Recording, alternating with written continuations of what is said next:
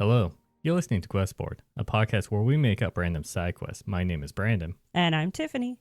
And just so you know, we are not professional writers in any way, shape, or form. At least we don't claim to be.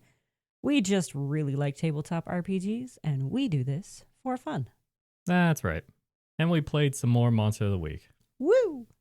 And That was a good one. yeah, just listen to Paranormal Reflections Questober episode. Oh, yeah. That was what I did. Yep. He Tweaked a couple things, but Yeah, well, minor tweaks here and there just so I didn't know everything that was going on. But yeah, he totally pulled in one of our podcast episodes and again, made me the so one who got trapped. Funny enough about that, I had that plan to use that episode Yeah. since the beginning, actually. Wow. Because we had a friend who was going to be playing and she wanted to be a spell slinger. Oh. And so I was like, hey, this is set in 1950s, real world standards. You can't really sling spells. Right. And so I was saying that and she was okay with it. And so I had the plan of doing that to give her the ability to actually cast real fire magic. Oh, yeah. But then she loved dropped out. Yeah, tabletop RPGs aren't exactly her thing. So then I was like, okay, well, I still have this in my back pocket and all that stuff. And then I noticed that your husband wasn't exactly having the most fun. I thought, oh, if I just do this session and give him the fire powers, maybe he'll get into it a little bit more. And then he dropped out. Yep. Well, that happened. And so then I was thinking, okay, it's either a toss up between your character or the mundane to give him some like fiery abilities. And then you picked up the ability to detect lies. I'm like, okay, it has to be her, because if it was the other one, then the entire thing would be extremely short. Yeah. So the being who took over my body, if it was the other person took over their body, would tell a flat up lie, and I'd be like, hey, you're lying. So then quest solved. Yeah, and so I had to choose you. So now I can sling fire. So I had you possessed, and as I was like doing the whole, funny enough, okay, first off, I had a physical board. Normally Monster Week is just Theater in the Mind. Right. I actually had pieces of Betrayal on House on the Hill. Great game. 3rd edition. Beautifully made. I pre-selected some tiles for rooms that I wanted to show. Yeah. I didn't select all the tiles and all that stuff. Right, which makes sense. And I took away the basement. Yes. And so you guys were just going around that mansion, putting down tiles, and I was just ad-libbing what was showing up and all that stuff. The layout kind of worked out the way I wanted to. Nice. Which was kind of good. Yeah, it worked out really well. I had pre-selective tile in which I knew where the entrance to the act was. Gotcha.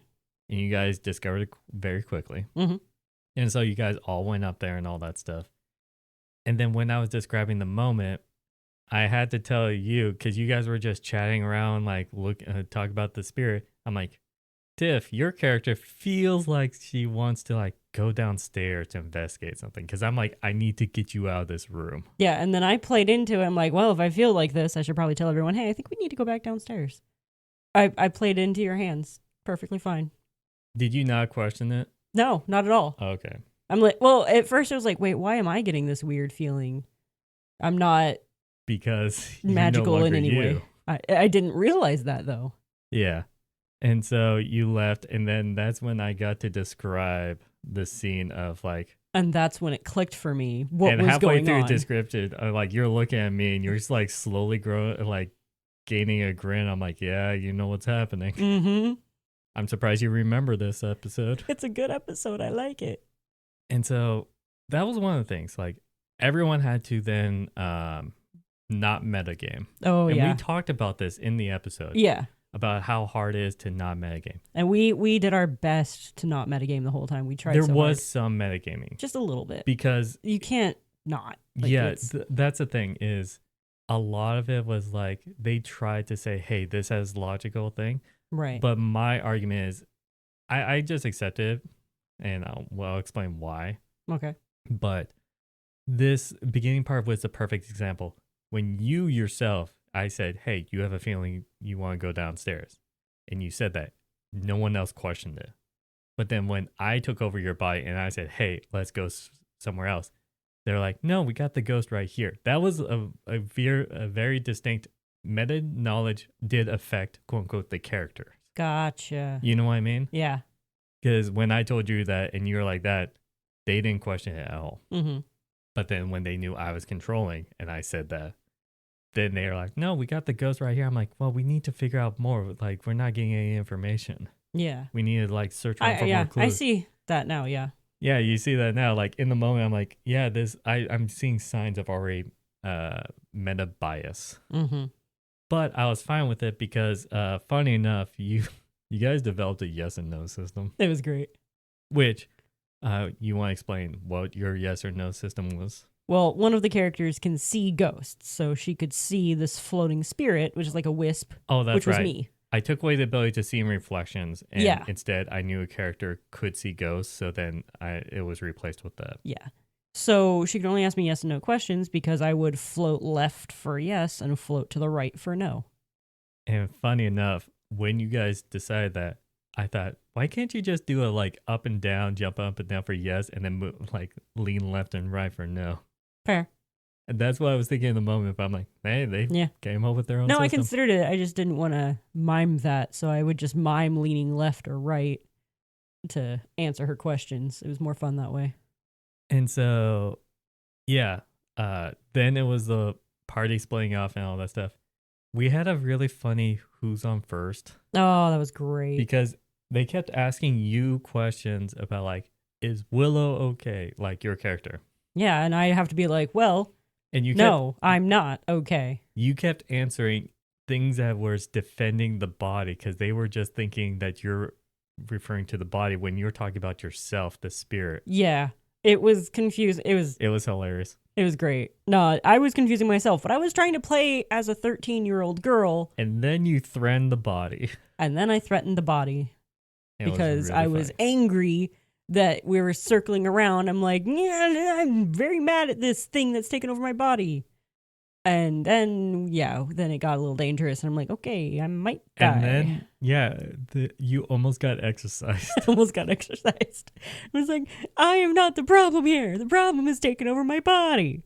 And eventually, they worked their way around. Like, we asked enough, answered enough questions to the point where we figured this is the point where the characters would actually ask, are you... Well, what is your name? Yeah, well, they couldn't ask what is your name. Well, they did make a made up little fake Ouija board. Yes. And I failed at spelling. Well, you failed at pushing it around because I made you roll for it. Yeah, it made me roll for it, and I failed every time. I couldn't spell anything. Well, it's hard to push things around as a spirit. Yeah, I didn't have that much power. So then they kind of went back to yes and no questions, and... No, the smoking gun, which I think was great because I didn't even know how to spell your character's name. Yep. Because I thought, for example, I said your character's name is Willow. Yes. And everyone probably assumes, and I did as well, it was Willow.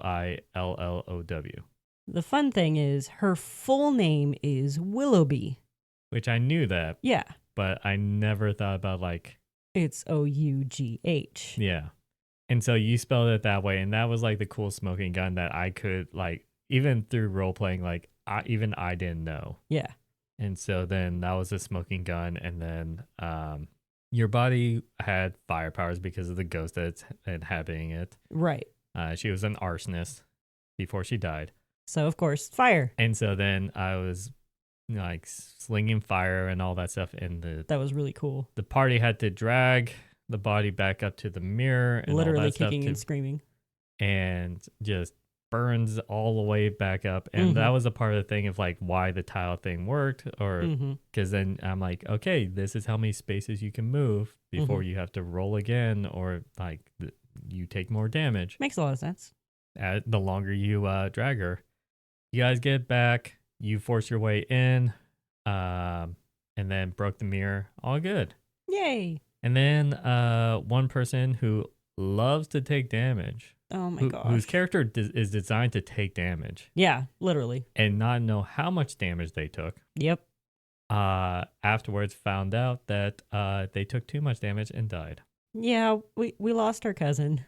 Which, funny enough, you guys spent money on guns and all that stuff, but not armor. Nope.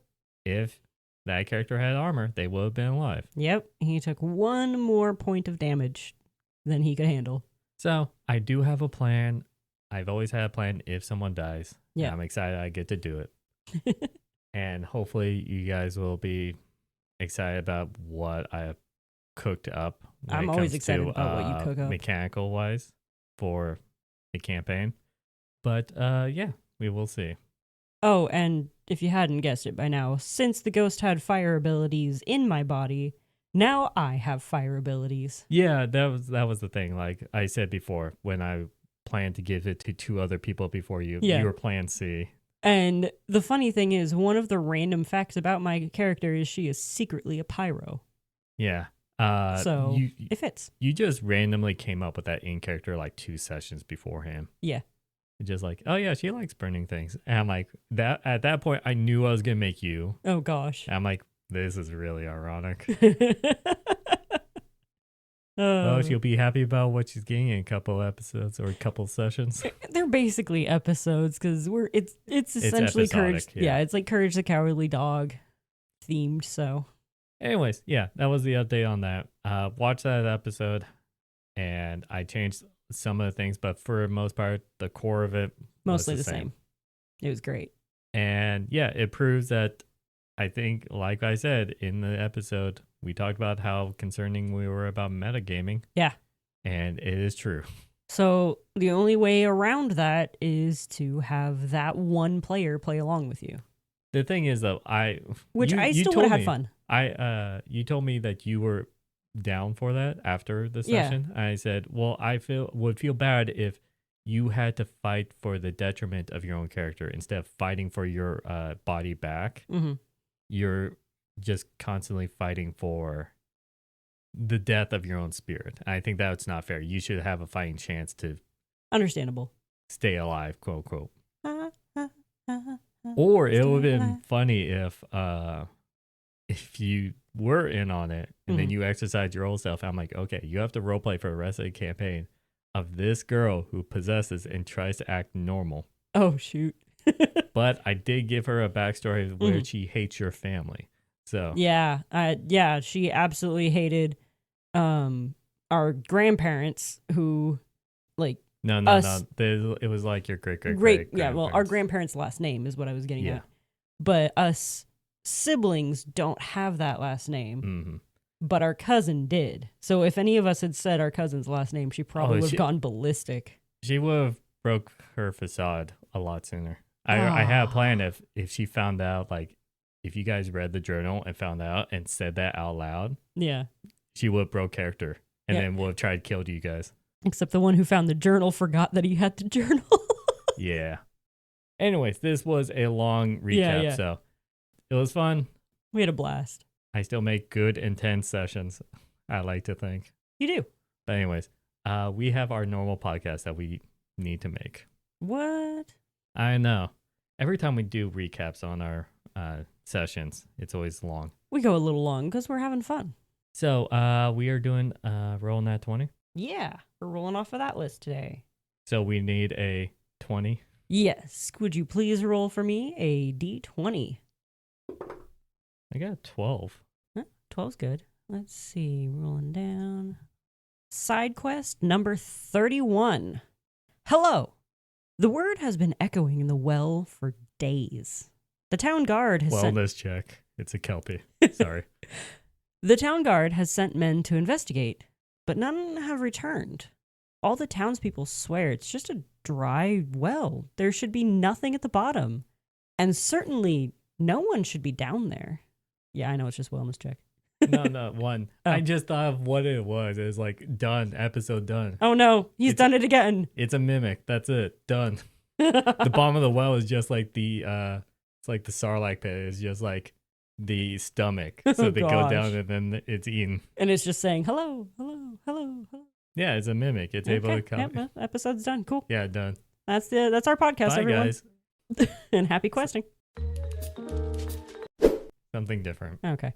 Don't you like a cave or a tunnel at the bottom of a well? You kept doing that before. That's because I was playing a lot of Tears of the Kingdom. Or are you past that phase now? I haven't played it in a while. I need to get back to it. But yeah, pretty much every well has a cave underneath it that you can climb down into and explore. Which is stupid because wells shouldn't do that. There's water down there. Yes, but a well is to get into the groundwater system. You shouldn't use a well to get into a cave. Well, it's getting to a cave that has groundwater. Yes, but the point is to lower a bucket in to fill up. Yeah, Anyways. you always end up falling into like a big old pool of water, and then there's a cave off to the side. Okay, you're talking video games. I'm talking real life. Yeah. So anyway, this well dried up. Yes, dried up well, mysterious voices. If it's dried up, that means that they could see the bottom, right? Not always. It gets really dark the deeper it goes. True. Okay. If it's a really deep well, If we're not doing, are we doing a cave down there or not? it doesn't need to be a cave. Okay. It could be an item that repeats back the last word it heard. But then Why are people disappearing? why are people disappearing? Random portal opened up in the bottom of the cave? Well. Freudian slip, I see. Someone wants a cave. Somebody always wants a cave. I want to explore a deep, dark well cave that says hello. Well cave.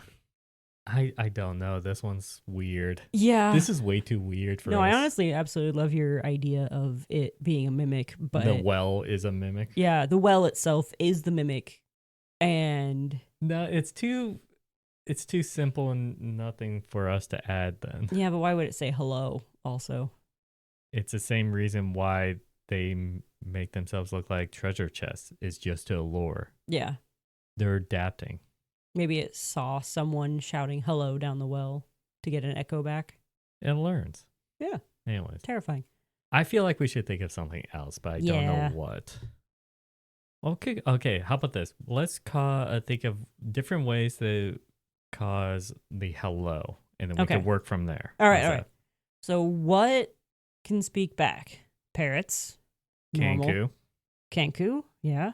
But this has been mimics. I'm just kidding. Echoing in the well for days. So this is something that will keep echoing back the same thing repeatedly. Like it's been going on for a very long time. Okay, Magic seashell? Magic seashell. Like a conch shell? Oh, magic conch. Oh wait, you don't watch SpongeBob. I have, and it's pronounced conch. I know they say that in the show, but that's debatable on the pronunciation. I've been to places where they have conch shells, and there's an island named Little Conch Key. You know what I mean. Anyway. It's the same thing. People pronounce it differently. No, people pronounce it wrong. It says Miss Jiff. I'm sorry, Miss Giff. I actually said it the correct way, and then you will. No. I choose to pronounce that one wrong because I don't like the sound of the other one. Conch sounds better than conch, in my opinion. Well, I'll tell you what I think it sounds like later. I don't want to know. All right. What can repeat words in D&D format? I mean, do we want something that will? Do we want this to be wrapped up in a solo thing or lead to something else? Maybe. I don't know. So you're saying is like things that anywhere can echo, not necessarily in D&D? Because I was thinking, like, what if this was like, sadly, it'll lead to a cave or something like that, extra crevasse. Why sadly? You know why. And what happens if there's an artificer secret workshop and he has, because artificers usually make gadgets, trinkets and gadgets and plenty. Yes. His name is Ariel. And they make the very first version of what was that called? A phonograph? Phonograph? Yeah, the thing Thomas Edison invented. Did he invent the phonograph? Yeah, it's a cylinder tube where you stick a needle, and then it's basically the earliest version of a vinyl record. Yeah. Phonograph. I forgot the name, but yes. Yes, that is it. I just looked it up, and what you were describing is the picture that popped up on my screen. I know what the original one looked like. Yes. I do too. So what happens if a engineer made the very first one and it had one of those just broken things where it just it's just repeating. over and repeats itself, and it's just the engineers saying hello, and it's just it's just the very beginning of it. So when whoever gets down there to investigate it, they could possibly play the rest, and then it's like thing, and it's an audio log, and then it could lead to somewhere else. Captain's log. I had to do it. No. His name is Ariel Kirk. Sure. But it's spelled with an E, like Eric, but Ariel. Good, because we didn't want him to be the font. Arial font. Oh, thank you. Like the typing font. Yes. Font. Yes. I thought you would get the typography joke. Not always. My brain's not firing on all cylinders today. So I had to say firing twice. Do you twice. want to do this where it's just like... I like that. Okay. The beginning is like hello, and then it constantly repeats. Yeah, and you then just hear if hello, they play the rest, it's pop, like hello. Pop, If you are listening to this, that means this. I'm dead. Or I'm in trouble. Oh, or I'm in trouble, yeah. Maybe there's like a tripwire or something that activates it, and maybe like a rock fell on it, and that's like partially activating it. What happens if it was just gear wound up like a music box and it just accidentally like starts slip, and it's just now doing the whole... It accidentally just sprung. Oh, like that one time your music box went off? We don't talk about that. Okay. And now you referenced it. I did. We will talk about this in the anniversary episode. Look forward to it, people. But, okay, so if we do that, then where does that lead to next? Next question is, why do people not come back? Oh, you have a point. That totally threw off everything. Well, he probably set traps to guard his place thingy, coming up with word hard brain not functioning help. Secret workshop. Thank you. Yes, workshop is the word. I was not workshopping. Actually, it's a artificer, which they can make magical items. Well, I was gonna say isn't one subclass where they can make like a companion dog. Yes. Like that's the kind I'm playing right now, and the kind that I get to invent tomorrow, actually. So what happens if they made like a guardian thing? It could be a guard dog. Yeah. That's very good and handy and is able to kill random guards or whatever. Yeah. So it's guarding the workshop. They can also make, what are they called? Like monodrone or something like that. They're these little dudes. It's one of the infusions they can use. I feel like a guard dog is more symbolic of guarding the workshop. Fair. And so then the party could, quote unquote, kill it. And then they find out. And then if they then go to where the artificer is, they have to then explain that they killed his dog. It's okay. He can just make a new one. Well, which is what his response will be. It depends. It could be like, that was my first creation. I loved it dearly. He could probably just repair it. Wow, you're so heartless, Tiff. Yep. So what is the issue that the artificers... Okay, if we're going to go this route... Yeah. Then we explained why the guards didn't come back. Mm-hmm. The well kind of... The bottom of it crumbled to the point where then it leads into a cave. Mm-hmm. That they could later find out is carved out of the basement of a house that's near the well. Sure, yeah. Well, it depends on... Because we could have it where it's like a mountainy, like hillside town kind of thing. In which then it's just... the entrance is just a random cave entrance, like out of town. Maybe. Oh, right. Depends on how you want to set up your game. Right. Or the campaign that the players are in. Mm-hmm. But, okay, so leads down, crumbles away so that it leads into a cave. In which then they find a secret entrance or a secret workshop. Mm-hmm. Bunch of bodies because there's a guard dog. Right. But then they'll be like, well, we found the bodies. And then they hear the hello on loop inside. Right. They've been hearing that the whole time. Because you can hear it from the top of the well. It's louder behind this door. Right. The closer they get. Maybe it's a door that's like just slightly cracked open. Yeah. And so then Defeat Dog discover that. What is the message going to roughly say? Well, we all know it starts out with hello. If you're listening to this, I'm in trouble. Or it could say, or I'm dead. Yeah. I've probably been kidnapped or captured. I've probably been captured by my arch nemesis. Or is it this is like last will and testament. It's like, hey, I'm about to go do something I know is dangerous. If I don't make it back, this is my will kind of thing. So it could explain, I'm off heading to this. Okay. And describes that. I like that. So then if you're listening to this, I didn't make it back.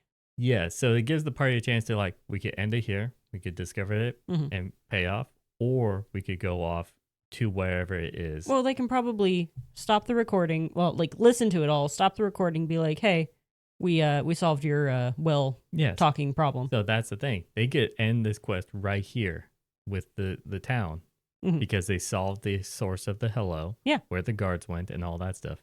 They don't have to go after the artificer. They don't. And so they could end it here, or we could decide then where he goes and if they decide to do it. You know what I mean? Yeah, we could totally do that. So he went off to do something dangerous. He knows it's dangerous. Just in case he sets up that will. Right. What did he do, or where did he go? What would entice an artificer to go on a journey? What would an artificer want to go looking for, to go discover? Precious metal? Because they're akin to blacksmiths on that sort of front. They tend to tinker with metal. Like, I feel like it would be more some sort of mechanism that was discovered or that they read about in some ancient text or something, like an old mechanism that they want to study to see how it works so they can learn more, so they can possibly invent more. So what are you thinking? That was it. That's all I got. I think that also depends on your definition of what an artificer is and what they represent. True. Everyone kind of plays artificers a little bit differently. Yes. Okay. How about this? This artificer is more about doing mechanical creations like the dog and all that stuff. Yeah. Like maybe he specializes in that. Yeah. And what happens if, in order for artificers to make contraptions like that, they need like soul stones to act as cores? Interesting. And this this is very like homebrew lore stuff. Yeah, because you can't create souls. You can only give them something but what to happens pilot. if, let's say, in very old crypts or mausoleums and all that stuff, it's like how diamonds are made, where it's carbon that's pressed for a very long time. Yeah. What happens if a soul stone is basically souls that are gathered at a mausoleum or anything like that are usually sometimes caved in, and it's pressure over a long periods of times that form soul stones. So it's multiple souls that have been forced together? Well, those are the better ones. Those would be the better ones.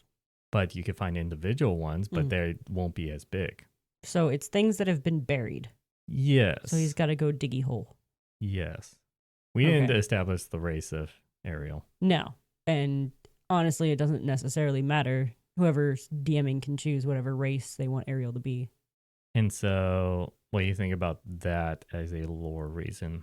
Yeah, I can see that being a reason. Maybe he learned of an ancient dragon that fell in a cave-in a long, long time ago, and he's like, that is going to be the perfect soul stone I think it also for depends, my magnum opus. I think it also depends on the level for the party. Yes. I think if you wanted to do a lower level one, just an old crypt in ruins. But if your party's getting up there in levels, Dragon's Lair. Yeah, if you the dragon high isn't level, alive anymore, so no. Unless you want to make a lich dragon. Ugh. But yeah, if it's higher levels, then you could possibly do where it's like a dragon ancient burial ground. Ooh. In which then, if you're encroaching on the territory, dragons will be very upset, and then you will have to fight dragons. They definitely would be. And if you have a dragonborn in your party, they would probably also be a little upset about this. Well, it depends. So maybe they'll be like, we need to stop this from happening. He's desecrating our dead.